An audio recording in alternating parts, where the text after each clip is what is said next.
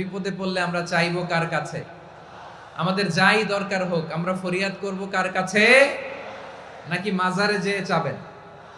মাজারে যেয়ে চাবেন? অনেকে তো মাজারে যেয়ে কপাল ঘষে, আছে না নাই? মাজারে যেয়ে সন্তান চায়, আছে? এই এলাকায় নাই, এই এলাকার লোকদের আকীদা খালেস আমি জানি। মাজারে যেয়ে কপাল ঘষে আর সন্তান চায়। আচ্ছা, মাজারে গেলে সন্তান পাওয়া যায়? আচ্ছা, মাজারে না গেলে যদি বাচ্চা না হতো, গরু ছাগলের যে বাচ্চা হয় ওরা কোন মাজারে মানত করে বলেন? কথা কি বুঝতেছেন? এই যে প্রতি বছর গরু ছাগল ভেড়া এগুলো যে বাচ্চা দেয়, এরা কোন মাজারে যে মানত করে? এজন্য চাইতে হবে একজনের কাছে, তিনি কে? আমার প্রিয় পটুয়াখালীবাসী, মাজার জিয়ারত করা সুন্নাহ। আমরা মাজার জিয়ারত করব, আল্লাহ ওয়ালাদের কবরে যাব, আমরা সেখানে যে সালাম দিব, দোয়া করব, নিজের জন্য করব, কবরে শুয়ে থাকা মাইয়েতের জন্য করব, পুরো মুসলিম উম্মার জন্য করব। কিন্তু কবরে যিনি শুয়ে আছে ওই বাবার কাছে সন্তান চাওয়া যাবে? চাকরি চাওয়া যাবে? সফলতা চাওয়া যাবে? সফলতা দেয় কে? সবাই বলেন নাই, আওয়াজ করে বলেন, সফলতা দেওয়ার মালিক কে? এক কথাই রব্বুল আলামিন বলেন, ওয়া ইয়ামসাসকাল্লাহু বিদুররিন ফালা কাশিফা লাহু ইল্লা হু ওয়া ইয়ুরিদকা বিখাইরিন ফালা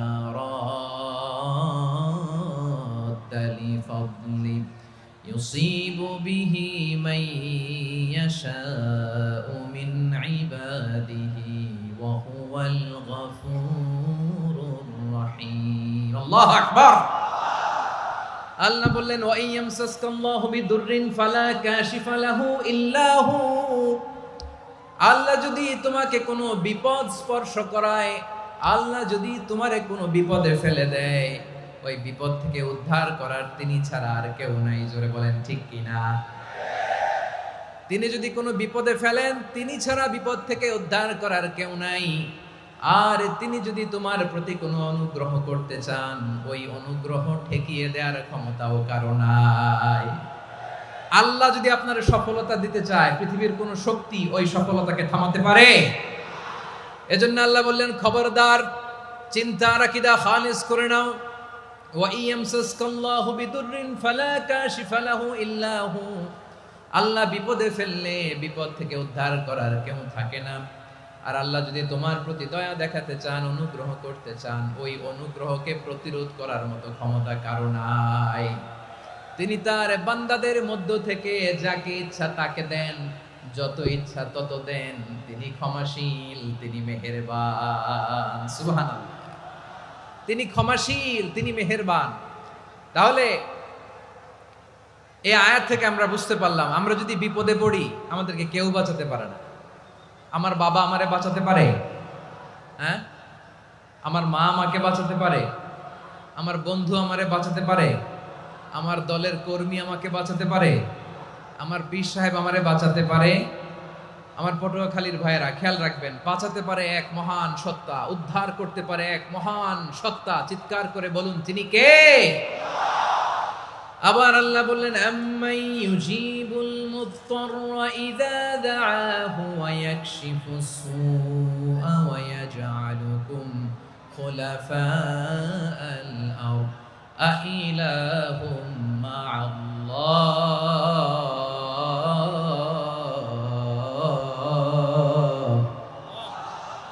ক্বালিলাম মা তাযাক্কারুন। রব্বুল আলামিন বলেন, বিপদে পড়ে কাতর কণ্ঠে চিন্তাগ্রস্ত হয়ে যখন কেউ ফরিয়াদি হয়ে আল্লাহর ডাকে হাত তোলে, তখন এই ব্যক্তির ডাকে সাড়া দেয় কে? সবাই বলুন। কণ্ঠে বিপন্ন অবস্থায় আপনি যখন কেঁদে কেঁদে হাত তুলে আপনার দুঃখের কথা জানান, আপনি যখন ডাকেন তারে, তখন আপনার ডাকে সাড়া দেয় কে? আল্লাহ বলে, আমি সাড়া দেই। তোমাদের বিপদকে মুক্ত করে দেয় কে? ওই আল্লাহর সাথে কোন উপাস্য আছে নাকি? কিন্তু খুব অল্প সংখ্যক লোকই তোমরা উপদেশ গ্রহণ করো। কথাটা কার? তাহলে বিপন্ন মানবতা যখন কাঁদে, মানুষ যখন বিপদে পড়ে নিরুপায় হয়ে ফরিয়াদ করে, তার ডাক শোনার কেউ নাই একজন ছাড়া। চিল্লায় বলেন তো, তিনি কে? এজন্য আমরা ফরিয়াদের হাত কার দিকে তুলব? প্রিয় পটুয়াখালী, বলেন ফরিয়াদের দুটো হাত আমরা কার দিকে তুলবো? এবং খেয়াল রাখতে হবে, মাথার সাথে সেট করে নিতে হবে, আল্লাহ ছাড়া আমাকে উদ্ধার করার কেউ নাই। এই পৃথিবীতে কেউ আপন না। প্রিয় ভাই, বিপদে বললে বোঝা যায় কেউ আপন না। আপন শুধু একজন মহান সত্তা, তিনি কে? এটা কি আপনারা খেয়াল রাখতে পারবেন? হ্যাঁ, বিপদে আপদে কেউ আমাদের বাঁচাতে পারে না, তরাতে পারে না, মুক্তি দিতে পারে না, উদ্ধার করতে পারে না, একমাত্র আমার প্রভু ছাড়া, আল্লাহ ছাড়া। চিল্লায় বলেন ঠিক কিনা? এবং প্রিয় পটুয়াখালীর ভাইয়েরা, মাথার সাথে এটা সেট করে নিতে হবে যে আমাদের পুরো জীবনটাই পরীক্ষা। পুরো জীবনটাই কি? The life is a test. পুরো জীবনটাই পরীক্ষা। এই জীবনে বিপদ আসবে, আপদ আসবে, পরীক্ষা আসবে, সবার জীবনে এটা থাকে। এক একজনের পরীক্ষা এক এক রকম। আমার পরীক্ষা একরকম, মাসুদ ভাইয়ের পরীক্ষা একরকম, চৌধুরী সাহেবের পরীক্ষা একরকম, আপনার পরীক্ষা একরকম, উনার পরীক্ষা আবার আরেক রকম। পুরো পৃথিবীটাই পরীক্ষা ক্ষেত্র, সবাই পরীক্ষা দিচ্ছি, কিন্তু কারো পরীক্ষা প্রশ্নের সাথে কারোটার মিল নাই। সুবহানাল্লাহ পড়বেন না? পুরোটাই পরীক্ষা ক্ষেত্র, সবাই পরীক্ষার্থী, কিন্তু প্রশ্নপত্র একটার সাথে আরেকটা মিলে না। One doesn't match the other. একজনেরটার সাথে আরেকজনেরটা মিলে না। কাউকে আল্লাহ তাআলা ধনী বানিয়ে পরীক্ষা করেন। কি বানিয়ে? কথা কি বুঝতেছেন নাকি কষ্ট হচ্ছে? কষ্ট হচ্ছে আপনাদের? কাউকে আল্লাহ ধনী বানিয়ে পরীক্ষা করেন, আবার কাউকে আল্লাহ তাআলা গরিব বানিয়ে পরীক্ষা করেন, কাউকে আল্লাহ অসুস্থ বানিয়ে পরীক্ষা করেন। কেউ দেখবেন যে দুরারোগ্য ব্যাধিতে আক্রান্ত, ডাক্তার বলেছে আর সময় নাই, দুরারোগ্য ব্যাধি, ক্যান্সার, যার নেই কোনো অ্যান্সার, তার জন্য পরীক্ষা হচ্ছে এই রোগ।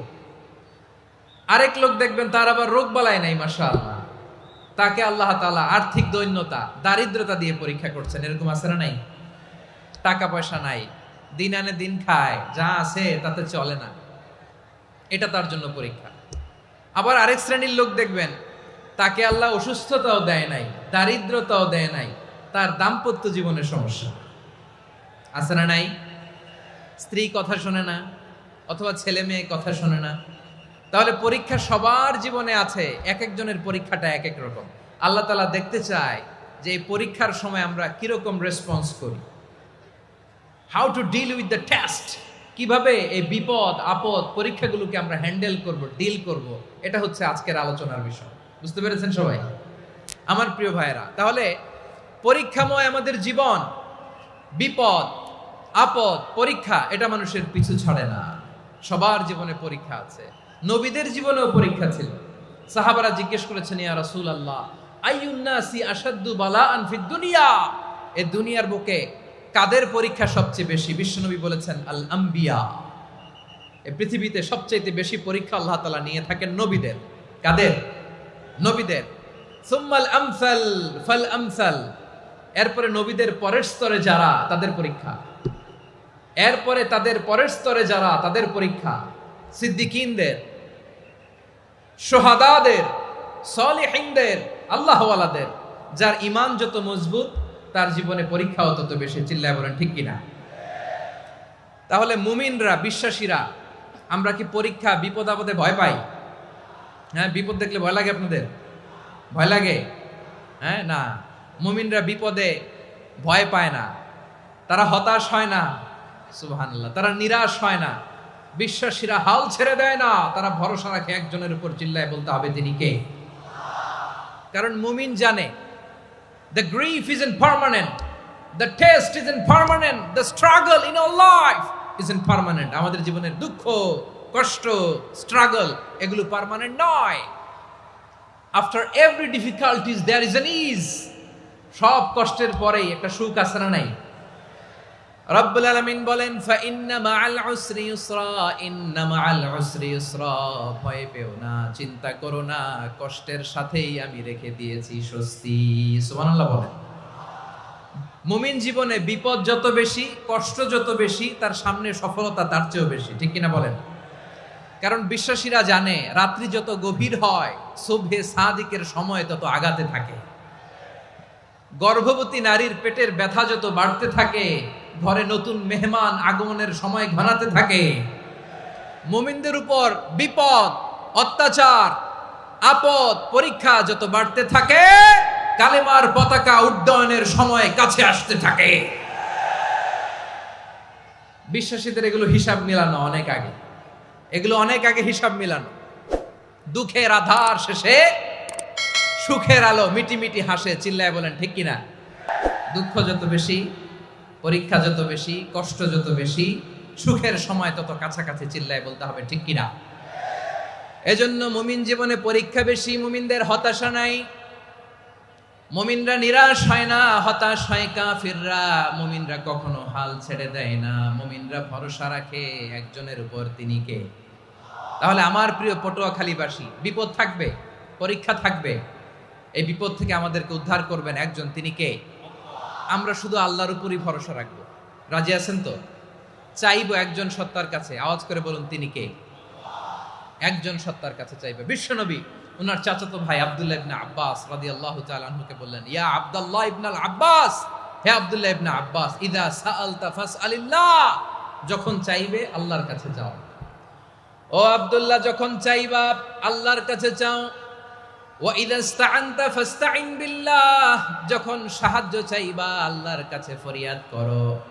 জেনে রেখো ও আব্দুল্লাহ, ওয়া'লাম আন্নাল উম্মাতা লাউ ইজতামাআত আলা আন ইয়ানফাউকা বিশাইইন লাম ইয়ানফাউকা ইল্লা বিশাইইন ক্বাদ কাতাবাহু আল্লাহু লাক। ও আব্দুল্লাহ, জেনে রেখো, মনে রেখো, গোটা বিশ্বের সবাই মিলে যদি তোমার উপকার করতে চায় ততটুকুই তারা করতে পারবে যতটুকু আল্লাহ তোমার নসিবে সেটা লিখে রেখেছে। ঠিক কিনা বলেন? আর যদি গোটা বিশ্বের সবাই মিলে তোমার বিরুদ্ধে কনস্পাইরেসি করে, ষড়যন্ত্র করে, গোটা বিশ্বের সবাই মিলেও যদি তোমার ক্ষতি করতে চায় ততটুকুই শুধু পারবে যেটা আল্লাহ তোমার জন্য বরাদ্দ রেখেছে। যতটুকু আল্লাহ তাআলা তোমার জন্য বরাদ্দ রেখেছে অতটুকুই ক্ষতি করতে পারবে, আর এক চুল বেশিও করতে পারবে না, কমও করতে পারবে না। চিল্লায় বলেন ঠিক কিনা? এজন্য আমরা চাইবো কার কাছে? সবাই বলেন নাই, আওয়াজ করে বলেন কার কাছে? সব সময় আমরা আল্লাহর কাছে চাইবো, বিপদে আপদে, সুখে দুঃখে, সচ্ছল অবস্থায় অসচ্ছল অবস্থায়, পরাজয়ের সময় বিজয়ের সময়, সব সময় আমরা ভরসা রাখবো কার উপর? সবাই বলুন। একদল লোক আছে যারা বিপদে পড়লে আল্লাহরে ডাকে, আছে না নাই? পটুয়াখালীতে মাশাআল্লাহ নাই। বিপদ আসলে আল্লাহরে ডাকে, বিপদ নাই আল্লাহও নাই। বিপদে পড়লে নামাজ পড়ে, বিপদও নাই নামাজও নাই। বিপদে পড়লে জিকির করে, বিপদ যখন চলে যায় ওদের জিকিরও বন্ধ হয়ে যায়। এরকম আছে না নাই? কিছু লোক দেখবেন পরীক্ষা আসলে নামাজ পড়ে, আছে আছে? জেনজি আওয়াজ করো, এরকম আছে? এই কমন পড়ে গেছে, কমন পড়ছে। দেখবেন পরীক্ষার সময় নামাজ পড়ে, পরীক্ষাও নাই নামাজও আছে। এরকম কিছু লোক আছে অসুস্থ হলে আল্লাহরে বড্ড ভালোবাসে, আল্লাহরে খুব ডাকে। অসুস্থ হইলে অসুস্থতাও নাই, আল্লাহ স্মরণও নাই। দেখবেন কিছু লোক নির্বাচন আসলে খুব আল্লাহ আল্লাহ হয়ে যায়, তখন দেখবেন মাথার মধ্যে হেজাব লাগায়, পাঞ্জাবি লাগায়, আল্লাহ আল্লাহ হয়ে যায়। নির্বাচনও নাই, এরপরে আল্লাহর কথাও নাই। আছে না নাই? না, এরকম হওয়া যাবে না। সব সময় আমরা আল্লাহরে ডাকবো, বিপদে আপদে সব সময় ভরসা রাখবো আমরা একজনের উপর। আওয়াজ করে বলেন তিনি কে? এ কথায় আল্লাহ তাআলা আমাদের চোখে আঙ্গুল দিয়ে জানিয়ে দিলেন, ফাইদা রাকিবু ফিল ফুলকি দা'আউল্লাহা মুখলিসিনা লাহুদ্দিন ফালাম্মা নাজ্জাহুম ইলাল বাররি ইযা হুম ইউশরিকুন। আল্লাহ বলে একদল লোক আছে, তারা যখন নৌযানে চড়ে, জলযানে চড়ে, সাগরের মধ্যে যখন জাহাজে চড়ে, লঞ্চে চড়ে, তারা যখন তুফানের সম্মুখীন হয় তখন তারা আল্লাহরে বড্ড বেশি ডাকে, একান্ত ভাবে ডাকে, বিশুদ্ধ চিত্তে ডাকে। আবার তুফান থেকে তাদেরকে সেফ জোনে নিয়ে, নিরাপদ জোনে নিয়ে যখন বন্দরে আমি আল্লাহ তাদেরকে ভিড়িয়ে দেই, ওই লোকগুলো আবার আমি আল্লাহর সাথে শিরিক করে। এরকম আছে না নাই? জাহাজে উঠছে, সাগরের মাঝখানে তুফান, ওই সময় দেখবেন আল্লাহ কারে কয়? এই কথা তো আপনাদেরকে বোঝানো সহজ, আপনারা তো নদীর দেশের মানুষ। লঞ্চে চড়েন নাই কারা কারা দেখি? লঞ্চে চড়ছেন? হ্যাঁ, লঞ্চে চড়ে নাই এরকম একজনও নাই এখানে। আচ্ছা, লঞ্চে উঠছেন কে কে দেখি? মাশাআল্লাহ মাশাআল্লাহ মাশাআল্লাহ, ঠিক আছে, আপনাদের বোঝানো সহজ। আচ্ছা, লঞ্চে উঠে তুফানের সম্মুখীন হয়েছেন, জলোচ্ছ্বাস সবাই? মাশাআল্লাহ। তো এই ওয়াজ তো আপনাদের মুখস্থ, ঠিক কিনা বলেন? আমার বলার দরকার নাই, বলেন। মাঝ নদী, তুফান, জলোচ্ছ্বাস, জলের মধ্যে উচ্ছ্বাস, ঢেউ, টর্নেডো, সাইক্লোন, মেঘের ঘনঘটা, পরিবেশ ঘুটঘুটে অন্ধকার, লঞ্চ একবার এদিকে আরেকবার ওইদিকে, ভিতরে কি অবস্থা হয় বলেন তো? হ্যাঁ, তখন মুসলিম আল্লাহর ডাকে, হিন্দু আল্লাহর ডাকে, ঠিক কিনা বলেন? আস্তিক আল্লাহর ডাকে, নাস্তিক আল্লাহর ডাকে, ঠিক কিনা? লঞ্চের ভেতর, স্টিমারের ভেতর কান্নারে রোল পড়ে যায়, চিৎকারের রোল পড়ে যায়, সবার মুখ দিয়ে শুধু একটা আওয়াজ, লা ইলাহা লা ইলাহা লা ইলাহা সুবহানাল্লাহ আলহামদুলিল্লাহ লা ইলাহা। আল্লাহ নামের জিকির করবে যারা, আল্লাহর কাছে প্রিয় তারা, আল্লাহর কাছে প্রিয় যারা, জান্নাতে প্রবেশ করবে তারা, জোরে লা ইলাহা লা ইলাহা ইল্লাল্লাহ লা ইলাহা ইল্লাল্লাহ মুহাম্মাদুর রাসূলুল্লাহ সাল্লাল্লাহু আলাইহি ওয়াসাল্লাম। আমার প্রিয় পটুয়াখালীবাসী, তাহলে লঞ্চের ভেতরে যখন আমরা তুফানের মধ্যে পড়ি, তখন সবাই মিলে আমরা একটা নামের জিকির করি। নামটা কার? মুসলমানেরাও ডাকে, হিন্দুরাও ডাকে, আস্তিকও ডাকে, নাস্তিকও ডাকে, সবাই ডাকে একজনকে, তিনি কে? আবার দেখবেন ওই আল্লাহ তুফানের পরে, ঝড়ের পরে ওই লঞ্চটাকে যখন সদর ঘাটে ফিরিয়ে দেয়, আবার আমরা নাফরমানি শুরু করে দেই। সে কোথায় আল্লাহ বললেন, ফাইদা রাকিবু ফিল ফুলকি দা'আউল্লাহা মুখলিসিনা লাহুদ্দিন ফালাম্মা নাজ্জাহুম ইলাল বাররি ইযা হুম ইউশরিকুন। সাগরে যখন তুফানে পড়ে আমি আল্লাহর ডাকে, আবার আমি আল্লাহ যখন বাঁচিয়ে দেই, আবার আমি আল্লাহর সাথে শিরিক শুরু করে, আমরা কি এরকম হতে চাই নাকি? এরকম করবেন? হ্যাঁ না, আমরা তুফানে পড়লেও আল্লাহরে ডাকি, আবার বাঁচায় দেওয়ার পরেও ডাকি কারে? আল্লাহকেই ডাকি। বিমানের মধ্যে মাঝে মাঝে দেখবেন যে এয়ার টার্বুলেন্স হয়, জানেন? এয়ার টার্বুলেন্স জানেন তো? মাঝে মাঝে বিমানটা বাউন্সিং করে, বাম্পি, ভেরি বাম্পি ওয়েদার। শোনেন নাই? 40,000 ফিট উপরে যখন থাকে, তখন পাইলট মাঝে মাঝে বলে, dear passengers, ladies and gentleman, right now we are flying 40,000 feet above the ground and we are passing very air turbulence, very heavy air turbulence right now. Please fasten your seat belt. দেখবেন মাঝে মাঝে বলে যে, ভদ্র মহিলা, ভদ্র মহোদয়গণ, আমরা 40,000 ফিট উপর দিয়ে যাচ্ছি আর এয়ার টার্বুলেন্স ফেস করছি, মেহেরবানি করে আল্লাহর হস্তে সিট বেল্ট বাঁধুন। তখন বিমানটা এরকম বাউন্সিং করে, শেকিং করে। আপনারা মুখোমুখি হয়েছেন? ইদানিং এই এয়ার টার্বুলেন্স বেড়ে গিয়েছে। গত বছর আমার ইন্টারন্যাশনাল অনেকগুলো ফ্লাইট ছিল, তো আমি দেখলাম যে আগের ফ্লাইটগুলোর তুলনায় এখন এয়ার টার্বুলেন্স খুব বেশি। আমি একটু রিসার্চ করে দেখলাম, ক্লাইমেট চেঞ্জের কারণে, জলবায়ু পরিবর্তনের কারণে আকাশের বাতাসের মুভমেন্টে পরিবর্তন হয়েছে, ফলে এখন বিমান শেকিং করে বেশি, বাউন্সিং, বাম্পি ওয়েদার। তো বলেন তো, 40,000 ফিট উপরে যখন আপনি, কয় হাজার ফিট? সবাই বলুন, কয় হাজার ফিট? 40,000 ফিট উপরে যখন আপনি, তখন যখন বিমানটা এরকম বাউন্সিং করে, সবাই যখন ভমিটিং করে বিমান নষ্ট করে দেয়, বমি করে, তখন বাঁচানোর কে আছে আল্লাহ ছাড়া? কেউ আছে? ওই মুহূর্তেও সবাই মিলে একজনের ডাকে আওয়াজ করে বলেন তিনি কে? মাঝে মাঝে কিছু সোশ্যাল মিডিয়ায় কিছু ভিডিও পাওয়া যায় যে হেভি যখন এয়ার টার্বুলেন্স হয় 10 সেকেন্ড 15 সেকেন্ডের কিছু ভিডিও পাওয়া যায়, বিমানটা এরকম বাউন্সিং করছে, বাম্পি ওয়েদার, কাঁপছে, মানুষগুলো বমি করছে, অক্সিজেন মাস্কগুলো সব ঝুলে পড়েছে, বিমানটা শুধু কাঁপছে। তখন দেখবেন বিমানের ভেতরেও এরকম লঞ্চের মতো চিৎকার আছে না নাই? বিমানের ভেতরেও তখন চিৎকার। গত বছর হিথ্রো এয়ারপোর্ট থেকে সিঙ্গাপুর এয়ারলাইন্সের একটা ফ্লাইট হিথ্রো টু চাঙ্গি একটা ফ্লাইটে এমন বেশি এয়ার টার্বুলেন্সের শিকার হয়েছিল ওই এয়ারক্রাফটটা, 33 জন যাত্রী সেখানে আহত হয়েছে, একজন যাত্রী নিহত হয়েছে। কেবিন ক্রুজ, এয়ার হোস্টেস যারা আছে, একজনের নাক ফেটে, চোখ ফেটে, কপাল ফেটে, ব্লিডিং হয়ে শয়লা।